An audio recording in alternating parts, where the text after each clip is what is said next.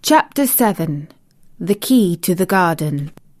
Mary is convinced that the strange sound in the corridor belonged to a young girl, but she has been locked up in her room by the housekeeper, Mrs. Medlock, for going into forbidden rooms of the manor house. Fortunately, Mary is allowed out to play in the garden by the servant girl Martha, and as she wanders its paths, she sees springtime approaching. The key to opening the locked-up door of the secret garden is closer than she realizes. Let's see what Mary uncovers in this next exciting chapter of The Secret Garden. 2 days after this, when Mary opened her eyes, she sat upright in bed immediately and called to Martha. "Look at the moor!" The rainstorm had ended and the grey mist and clouds had been swept away in the night by the wind. The wind itself had ceased, and a brilliant deep blue sky arched high over the moorland. Never, never had Mary dreamt of a sky so blue. In India, skies were hot and blazing. This was of a deep, cool blue, which almost seemed to sparkle like the waters of some lovely bottomless lake. And here and there, high in the arched blueness, floated small clouds of snow-white fleece. The far-reaching world of the moor itself looked softly blue instead of gloomy purple-black or awful dreary grey. "Aye," said Martha, with a cheerful grin. "The storm's over for a bit. It does like this at this time of the year. It goes off in a night, like it was pretending it had never been here and never meant to come again. That's because the springtime's on its way. It's a long way off yet, but it's coming. I thought perhaps it always rained or looked dark in England," Mary said. No," said Martha, sitting up on her heels among her black lead brushes. "Nowt o' th' sort." "What does that mean?" asked Mary seriously. In India the natives spoke different dialects, which only a few people understood, so she was not surprised when Martha used words she did not know. Martha laughed as she had done the first morning. "There now," she said, "I've talked broad Yorkshire again like Mrs. Medlock said I mustn't. Nowt o' th' sort means nothing of the sort," slowly and carefully. "But it takes so long to say it. Yorkshire's the sunniest place on earth when it is sunny. I told thee that I'd like the moor after a bit. Just you wait till you see the gold-coloured gorse blooms, and the blossoms, and the broom, and the heather flowering, all purple bells, and hundreds of the butterflies fluttering, and bees humming, and skylarks soaring, up and singing. You'll want to get out on it as sunrise, and live out on it all day like Dickon does." "Could I ever get there?" asked Mary wistfully, looking through her window at the far-off blue. It was so new and big and wonderful, and such a heavenly colour. "I don't know," answered Martha. "Thou's never used thy legs since thou was born, it seems to me. Thou couldn't walk 5 miles. It's 5 mile to our cottage." "I should like to see your cottage." Martha stared at her a moment curiously before she took up her polishing brush and began to rub the grate again. She was thinking that the small plain face did not look quite as sour at this moment as it had done the first morning she had seen it. It looked just a trifle like little Susan Ann's when she wanted something very much. "I'll ask my mother about it," she said. She's one of them that nearly always sees a way to do things. It's my day out today, and I'm going home. I'm glad. Mrs. Medlock thinks a lot of Mother. Perhaps she could talk to her." "I like your mother," said Mary. "I should think thou did," agreed Martha, polishing away. "I've never seen her," said Mary, "No, there hasn't," replied Martha. She sat up on her heels again and rubbed the end of her nose with the back of her hand, as if puzzled for a moment, but she ended quite positively. "Well, she's that sensible and hard-working and good-natured and clean that no one could help liking her, whether they'd seen her or not. When I'm going home to her on my day out, I just jump for joy when I'm crossing the moor." "I like Dickon," added Mary, "and I've never seen him." "Well," said Martha stoutly, "I've told thee that the very birds likes him, and the rabbits and the wild sheep and ponies and the foxes themselves.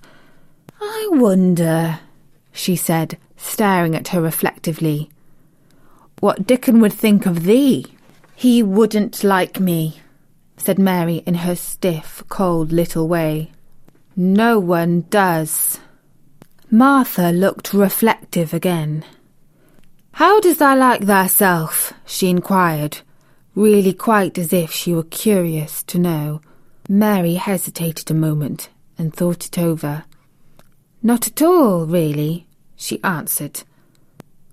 "But I never thought of that before."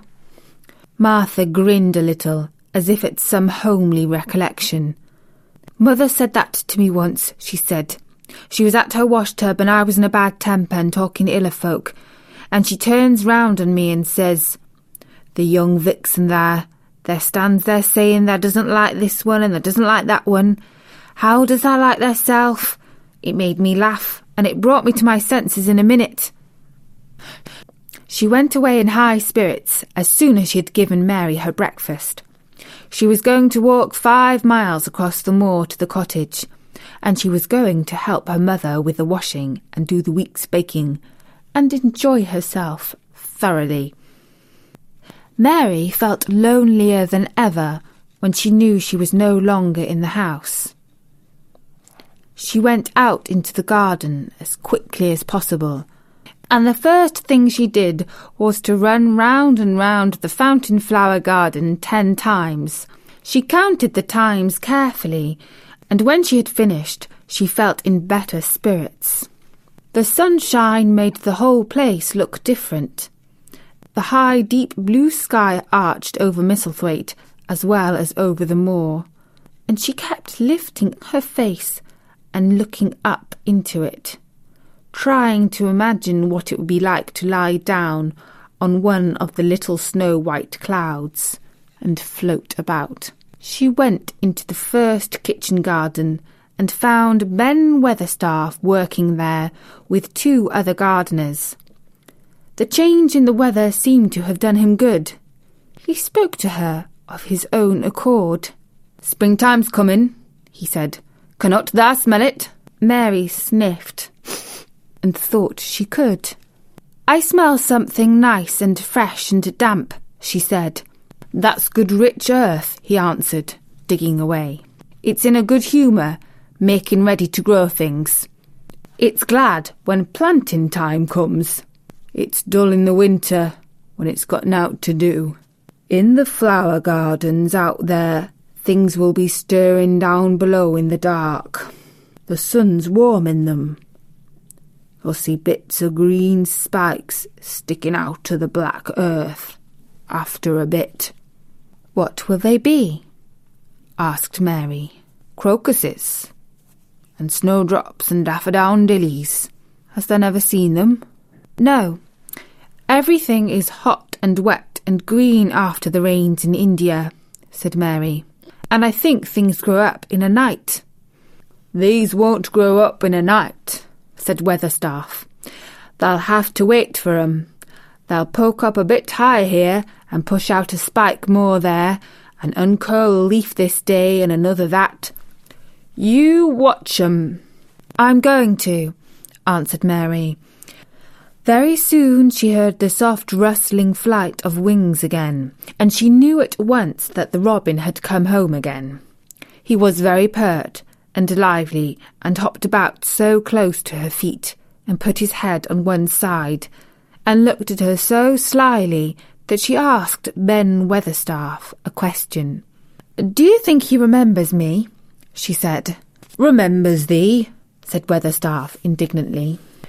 "He knows every cabbage stump in the gardens, let alone the people. He's never seen a little wench here before, and he's bent on finding out all about thee. There's no need to try and hide anything from him." "Are things stirring down below in the dark in the garden where he lives?" Mary inquired. "What garden?" grunted Weatherstaff, becoming surly again. "The one where the old rose trees are," she could not help asking, because she wanted so much to know. "Are all the flowers dead, or do some of them come again in the summer? Are there ever any roses?" "Ask him," said Ben Weatherstaff, hunching his shoulders toward the robin. "He's the only one who knows. No one else has seen inside it. For 10 years. 10 years was a long time, Mary thought. She had been born 10 years. She walked away, slowly thinking. She had begun to like the garden, just as she had begun to like the robin and Dickon and Martha's mother. She was beginning to like Martha too. That seemed a good many people to like, when you weren't used to liking. She thought of the robin as one of the people. She went to her walk outside the long ivy-covered wall over which she could see the treetops, and the second time she walked up and down, the most interesting and exciting thing happened to her, and it was all through Ben Weatherstaff's robin. She heard a chirp and a twitter, and when she looked at the bare flower bed at her left side, there he was hopping about and pretending to peck things out of the earth, to persuade her that he had not followed her. But she knew he had followed her, and the surprise so filled her with delight that she almost trembled a little. "Do you remember me?" she cried out. "You do! You are prettier than anything else in the world!" She chirped and talked and coaxed, and he hopped and flirted his tail and twittered. It was as if he was talking.